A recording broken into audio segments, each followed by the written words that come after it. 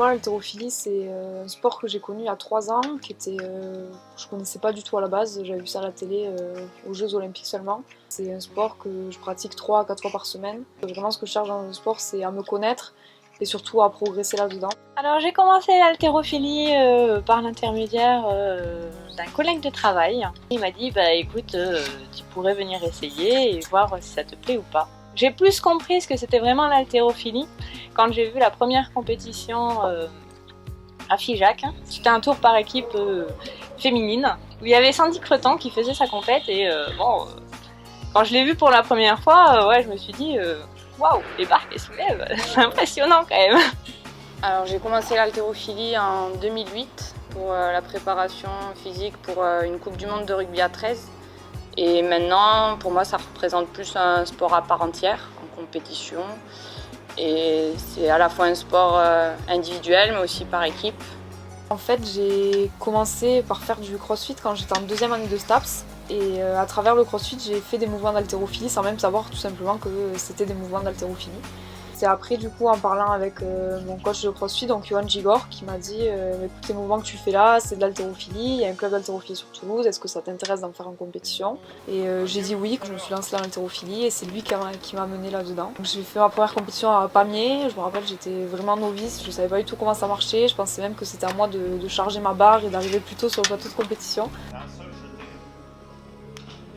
D'abord, c'est un sport très exigeant. Un sport qui demande beaucoup de qualité technique et physique et mentale. Donc, ça reprend à peu près. Il faut être à la fois technique, fort, côté aussi endurant, souple, explosif. Donc il y a beaucoup de qualités techniques à entrer en jeu. Donc c'est un sport très complet qui demande beaucoup de dépenses d'énergie. C'est pas forcément pour moi un sport d'homme, parce qu'il y a pas mal d'a priori sur l'haltérophilie, mais il peut y avoir des filles de moins de 48 kg, tout ça, qui n'ont pas un physique d'homme. Donc non, pour moi, c'est pas un sport d'homme. Et c'est une remarque que les gens qui sont complètement extérieurs à ce sport me font, à la salle ou des gens qu'on croise en compétition, aucun ne me fait cette remarque. Et je pense que pour les filles c'est pareil, mais c'est vraiment des gens qui connaissent pas ce sport qui m'ont fait la remarque, est-ce que tu vas pas devenir un homme, etc. Et au final pas du tout, ils voient que les années passent et au contraire ils me disent mais t'as su rester féminine, etc. Donc non, je dirais que c'est vraiment pas un sport d'homme. À la base, oui, j'ai commencé, moi, il n'y avait pas de filles. Les premiers athlètes féminins que j'ai connus, moi, c'était Stéphanie et Elisa. C'est l'haltéro quand j'ai commencé à coacher. Donc, on voit pas ça comme un sport d'homme, mais à la base, oui. Beaucoup de monde d'ailleurs, même si je connais pas, on se rend compte quand même que les femmes arrivent à des performances rapidement, à être assez douées dans ce sport parce que c'est pas que de la force. C'est ce qu'on peut entendre souvent dans les ragots de comptoir, que l'haltéro c'est réservé uniquement pour les hommes. Il est vrai que si on regarde dans les années 50, il n'y a quasiment que des hommes. Je crois que maintenant ça s'est bien démocratisé et heureusement. De toute façon, il suffit de regarder la région Midi-Pyrénées. Notre vitrine, c'est quoi? C'est l'équipe ANAHA de Toulouse. Je crois qu'elles ont démontré que justement, elles savaient faire aussi bien, voire mieux que les hommes. Les hommes sont beaucoup plus sur un petit peu le rentre-dedans, il faut les transcender, il faut que ce soit des guerriers. Les femmes sont beaucoup plus sur l'affectif, sur les encouragements. Il faut retrouver une grande différence à l'entraînement, notamment sur l'aspect application. Application technique notamment, où les filles vont être davantage à l'écoute, vont essayer d'aller chercher une technique optimale, alors que les hommes vont rechercher ça, mais vont avant tout essayer de dézinguer la barre par le physique. C'est différent d'entraîner les hommes et les femmes, mais pas tant que ça au final, parce que les nanas, déjà, elles s'y collent plus. Je pense qu'elles s'y collent plus. Elles sont plus motivées, elles sont plus perfectionnistes. C'est là où c'est chiant, c'est que des fois, elles veulent pas arrêter, pas lâcher le morceau, passer 1 heure et demie à faire de l'arraché par exemple. La séance elle devait durer avec une demi-heure ou 3 quarts d'heure. C'est un peu compliqué, il faut modifier les entraînements. On travaille beaucoup sur la qualité technique parce que c'est quand même un gros point fort. On cherche toujours à affiner ces points-là pour arriver à leur performance et ça marche assez bien. Sur les hommes, c'est différent parce qu'ils sont souvent plus forts de base et la notion de technique ça passe souvent au second plan par rapport à la force. Donc, voilà. C'est là où la différence est la plus importante, c'est que les femmes sont plus techniques, les hommes travaillent plus sur la force et plus progresser sur des points de force. Alors, ce qui me fait avancer en haltéro ou même en crossfit, c'est d'être meilleur que la veille en fait. Ce qui me fait avancer dans mon parcours, c'est déjà la progression que j'ai faite et que je continue en fait à avoir. Ensuite, le fait de tirer par équipe fait que ça nous donne une deuxième motivation pour y arriver ensemble, en groupe. C'est vraiment se faire plaisir avant tout et voir qu'on progresse encore. On se dit, je dois avancer pour moi, pour mes championnats de France, mais je dois aussi avancer même pour les filles parce que c'est quelque chose qu'on fait ensemble, etc. Et il y a cette dimension individuelle et collective et c'est vraiment les deux, moi, qui me font avancer dans ce sport.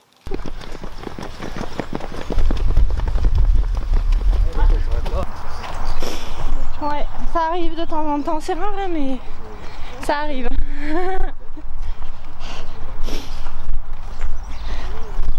Mais bon, pas trop longtemps quand même. Là, 20 minutes quand même.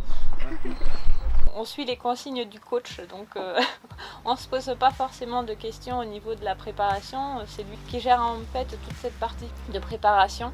On écoute ce qu'il nous dit. En début de saison, j'étais assez en forme, tout ça, sauf qu'en février, je me suis blessée au niveau du dos, donc ça a un peu tout gâché au niveau de la préparation.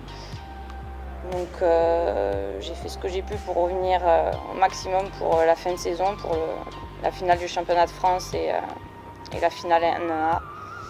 Et du coup voilà, cette année ça a été un peu compliqué. Personnaliser l'entraînement à fond, il va aller chercher à pied les kilos et c'est pas facile. Il va monter les performances après 5-6 ans de pratique, déjà au niveau international ou national ou international. Dans ces cas-là, les entraînements ils sont personnalisés du début à la fin. Dans d'autres cas, ils sont le cas. En période de foncier, on travaille beaucoup les points faibles. On travaille, on arrive sur des périodes de compétition. C'est l'arracher l'épaulé. Donc on affine techniquement, les entraînements, c'est l'arracher l'épaulé. Alors j'ai pas forcément de journée type d'entraînement, vu que je suis infirmière à côté, que je travaille 12 heures par jour et des jours où je travaille 7 heures. Donc c'est plus une semaine type on va dire. Donc mes jours de repos, je m'entraîne 2 à 3 fois par jour, donc entre 1 et 2 entraînements de crossfit, donc ou le matin et ou en début d'après-midi. Et le soir, entraînement d'haltérophilie au THC. Après, les jours où des fois je fais 12 heures, mais que je finis assez tôt, enfin je finis à 19 heures, j'arrive à faire un entraînement d'haltérophilie. Et les jours où je fais que 7 heures, j'arrive à faire un entraînement ou de crossfit ou d'haltérophilie, ça dépend. J'ai 4 entraînements par semaine, donc de 2h à 2h30 par séance. Donc ma journée commence par me lever pour aller travailler, donc réveil à peu près vers 7h pour être au travail vers 8h30. Donc la journée de travail finit vers 5h30 et après direction l'entraînement jusqu'à 8h30 où c'est l'heure de la fermeture. Après c'est on rentre, on mange et puis fatigué de la journée, on va au lit parce que bon, il y a la journée suivante qui recommence et qui est à peu près du même jour. C'est que souvent j'ai tendance après des grosses semaines d'entraînement ou après une compétition à disparaître en fait de la salle pendant 2-3 jours. Après ça c'est personnel, il y a des filles qui n'ont pas de problème à enchaîner les séances d'entraînement, etc. Moi quand j'enchaîne plusieurs jours d'entraînement, après je sais très bien que la 3e ou la 4e séance de la semaine, je serai crevée, je ferai pas une bonne séance, etc. Par exemple Elise a besoin de beaucoup moins de temps de récupération, elle arrive à enchaîner énormément de séances d'entraînement à la suite, on n'est pas tout égal par rapport à ça, mais moi j'accorde une grande importance. La récupération, c'est super important. Après, le problème des athlètes, c'est que chacun fait un peu ce qu'il veut. Hein. Tu lui dis pas venir s'entraîner, il vient s'entraîner, on va pas le foutre dehors à coup de pied au cul. Bon, après on gère, on fait un peu de muscu quand ils sont fatigués, des étirements, des trucs comme ça. On gère les séances. C'est super important. Je conseille la récupération, je l'oblige pas, parce que faut obliger aux gens, la plupart des athlètes ici sont adultes, difficile de les obliger à pas venir. Ils ont envie de venir, il y en a plein qui font une crossfit à côté, donc il faut les s'entraîner aussi. Voilà. Et bon, c'est de faire comprendre aux gens que c'est important quand même de se reposer. Il faut progresser, il faut se reposer. Pas que s'entraîner. La vitrine, nous de l'haltéro régional, c'est les féminines, donc évidemment les regards ont été tournés vers les 4 fantastiques de Toulouse, hein, Sandy, Élise, Stéphanie et Marine. Change pas, c'était très bien tout à l'heure, tu as fait un demi-flexion, c'était la même chose, d'accord? Tu restes sur tes jambes. Fais la même chose, ne précipite pas. Les départements c'était vraiment un test parce qu'après on attaquait la saison par équipe Et donc on voulait vraiment voir nos max et sur quelle barre on pouvait tirer. Donc Bozal, on est parti sur des max. Du coup l'arraché, ça s'est bien passé. Et au contraire, les boulets jetés, j'ai bulé au jeté à chaque fois. Après c'était une compétition de test, donc moi ça m'a pas beaucoup marqué. Au final je me suis dit, bon ben voilà, tu sais qu'à l'arraché tu peux y aller. Au contraire, à l'épaulé jeté, il reste pas mal de travail. Donc c'était un peu une compétition de test. Donc là le but c'était de commencer très lourd pour voir ce que ça donnait. Bon, j'en ai un assez bon souvenir. Mais bon, de commencer lourd, ça va être un peu dur quand même. Bon, comme ça peut arriver, j'ai bulé à l'arraché. Donc c'était une compétition où notre entraîneur nous a fait partir sur des barres lourdes sur lesquelles on n'était jamais parti. Une bulle, ça fait pas du bien, mais bon. Donc un désastre, mais bon, c'est rassurant parce que c'était au départemental. Alors Beauzais, ça a été une catastrophe pour les athlètes, on va dire que c'était championnat départemental à un certain niveau. C'était plutôt un test comme un entraînement, donc on a pris un peu des risques. Ensuite, il y a eu Gironis, les régions. Donc je me suis qualifiée dans ma catégorie en moins de 58 pour les France à cette compétition. Et c'était vraiment... au final, la compétition était intégrée au planning d'entraînement en fait. C'était pas vraiment où il fallait tirer sur nos max, etc. Moi j'ai juste assuré la qualification en France et du coup c'était ça servait un peu d'entraînement. Allez, c'est parti. Allez, on encourage Marine, elle aussi, c'est une barre de qualif pour les Français.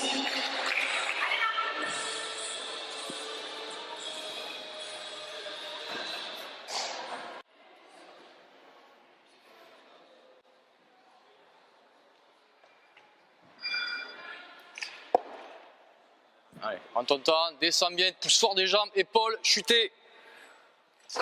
Voilà. Et voilà, formalité pour Marine, qualifiée pour les Français aussi. Je venais de me blesser, donc le but c'était juste d'assurer une qualification en moins de 63 pour les France. Allez, insiste. Pointe, fessier, trapèze là. Allez.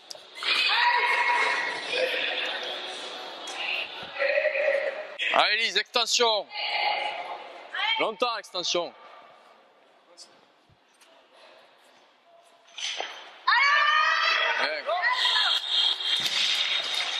Gironis, les championnats régionaux, voilà, c'était les athlètes qui en tiraient, la plupart, il y en a qui jouaient des podiums régionaux, des titres régionaux, d'autres qui jouaient des qualifs pour le championnat de France ou le fédéraux, donc ça s'est relativement bien passé.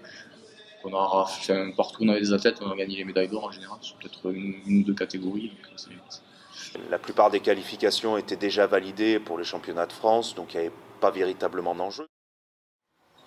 Mon meilleur souvenir en haltérophilie, c'était cette saison avec les filles à Toulouse en plus, et je pense que c'est ce qui a contribué aussi à faire que c'était vraiment mon meilleur souvenir en haltéro. C'est quand on a battu le record par équipe. Et c'était vraiment un moment particulier parce que on a tous fait nos barres et en fait on a calculé pour égaler à peu près le record, etc. Les barres qui étaient faites pour le dépasser, malheureusement, elles ont été ratées. Donc là c'était vraiment intéressant, c'était un gros match. Là, c'était un moment magique. Grosse pression car Arnaud il me dit si tu l'as fait, c'est le record de France.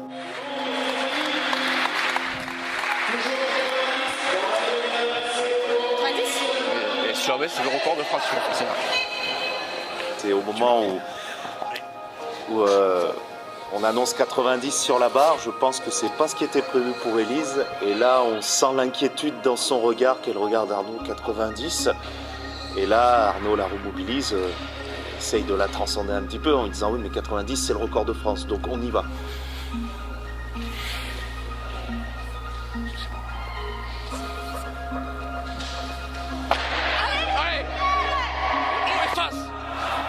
Elle a voulu la voir un maximum à la bagarre, sa barre.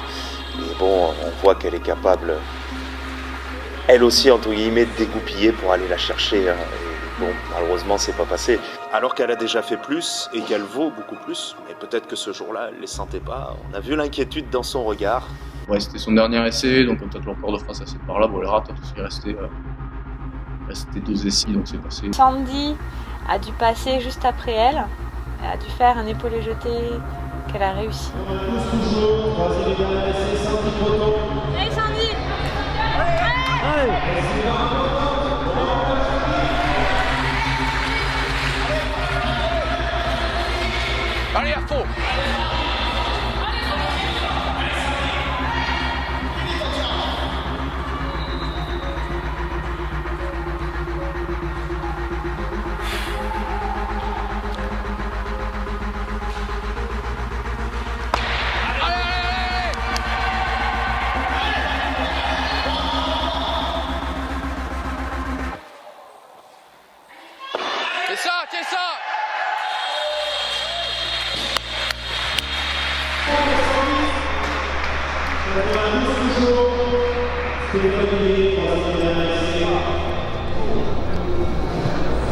Et là, le public, je vais vous demander tout ce que vous avez dans pour m'encourager.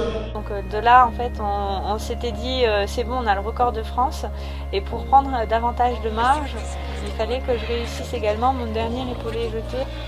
Et j'y suis allée, je voulais le faire.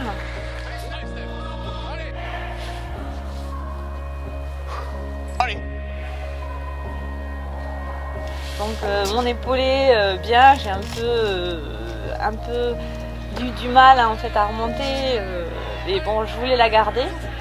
Et le jeté malheureusement était un peu derrière, je me suis un peu déséquilibrée, j'ai voulu tenir la barre le plus longtemps possible et la garder. Malheureusement elle était trop derrière, et pour éviter de me faire mal, j'ai dû lâcher prise sur la barre et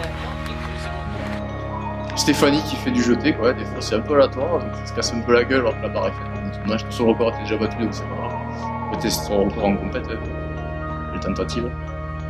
quand on a su qu'on avait vraiment battu le record de France, on était vraiment contente de ce qu'on avait réalisé ensemble. Et voilà, c'était le travail collectif qui se faisait ressentir avec cette performance.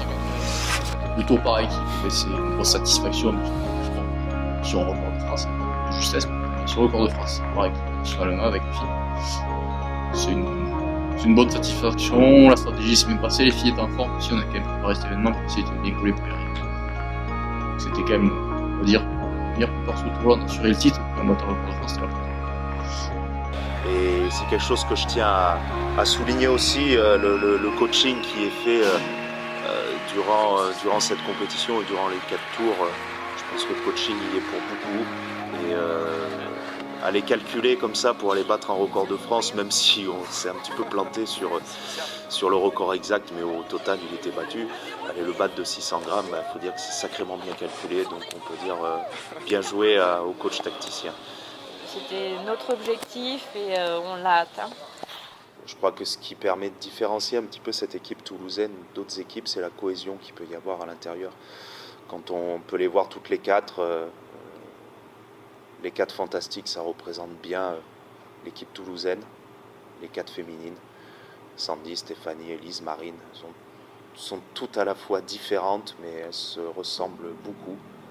Et à les avoir toutes les 4, des fois, à discuter en face de soi, c'est un moment très agréable en dehors de l'haltéro, mais surtout dans l'haltéro. Ensuite, en ce qui concerne la finale par équipe, bon, je dirais qu'il n'y avait pas trop de surprises. Il aurait vraiment fallu voire je dirais 2 incidents pour que le titre ne soit pas au bout pour les Toulousaines. Et fin juin, il y a eu la finale par équipe, donc où il fallait assurer quand même. Il fallait pas faire de bulle ni rien, mais bon, on a été championne de France, c'était un très bon souvenir. J'espère que ça va durer longtemps et j'engage vraiment beaucoup d'autres haltérophiles, garçons et filles, à suivre ces traces-là et à suivre l'exemple. Parce que c'est vraiment l'exemple. Bonne chance à Mathilde, qui va intégrer l'équipe cette année à la place de Sandy. Un gros challenge pour Mathilde, mais je pense qu'elle est dans l'état d'esprit du groupe de Toulouse. Alors, ce que je dirais à une fille qui hésite à commencer l'haltéro, ce serait de laisser de côté les a priori qu'on peut attendre autour, tout ça, que c'est que des grosses brutes qui soulèvent du poids, alors que pas du tout, c'est des gestes techniques. Si une fille passait le bas de la porte de la salle d'haltéro, en se posant la question est-ce que ça va me plaire, est-ce que ça va pas me plaire, ou pour motiver une fille pour venir faire de l'haltérophilie, déjà il faut qu'elle sache que c'est quand même un sport de force, mais pas seulement. C'est un sport où il y a de la technique, où il faut être souple, et en général les femmes y arrivent plus facilement que les hommes, et ça peut du coup en fait leur plaire davantage parce qu'elles ont plus l'impression de progresser rapidement, et du coup ça peut les pousser ça peut les pousser en fait à s'améliorer et à vouloir encore se surpasser.